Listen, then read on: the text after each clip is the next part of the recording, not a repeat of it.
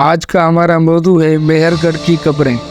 مہر گڑھ کے لوگ مردوں کو دفن کیا کرتے تھے، ان کے ساتھ وہ ان کی چیزوں کو بھی دفن کرتے تھے کہ جن سے مردہ شخص کا تعلق ہوتا تھا۔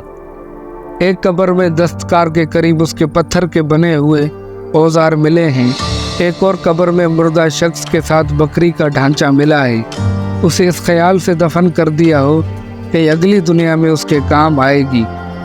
قبر میں اوزاروں کے ساتھ ساتھ زیورات بھی ملے ہیں جس سے مردہ شخص کے سماجی مرتبہ کے بارے میں معلوم ہوتا ہے۔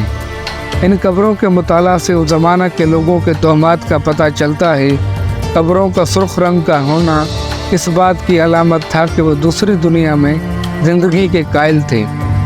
اس زمانہ کے لوگ اپنے مردوں کو دفن کیا کرتے تھے اور ان کے ساتھ قبر میں اوزار، ہتھیار، برتن، زیورات اور کھانا بھی رکھ دیتے تھے تاکہ دوسری دنیا میں انہیں تکلیف نہ ہو۔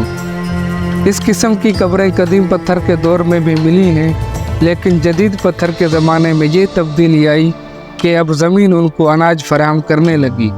اس لیے ان کا خیال تھا کہ ان کے آباء و اجداد جو زمین کے اندر دفن ہیں وہ فصل کو بہتر بنانے میں ان کی مدد کریں گے۔ یہ رسم تھی کہ جہاں مردے کو دفن کرتے تھے وہاں قبر پر نشان کے طور پر بڑا پتھر لگا دیتے تھے۔ کچھ قبریں ایسی بھی ملی ہیں کہ جن پر چھت پڑی ہوئی ہے اور اندر کمرہ نما قبر ہے جہاں مردوں کو رکھ دیا جاتا تھا۔ ماہرین نے ان قبروں میں مردوں کے ڈھانچوں اور ان میں ملنے والی اشیاء سے اس عہد کے بارے میں بہت سی معلومات اکٹھی کی ہیں۔ مرد اور عورت کی عمر کا اندازہ لگایا گیا ہے۔ غذا کے بارے میں معلومات اکٹھی کی گئی ہیں کہ کیا کھاتے تھے اور کن برتنوں کا استعمال کرتے تھے۔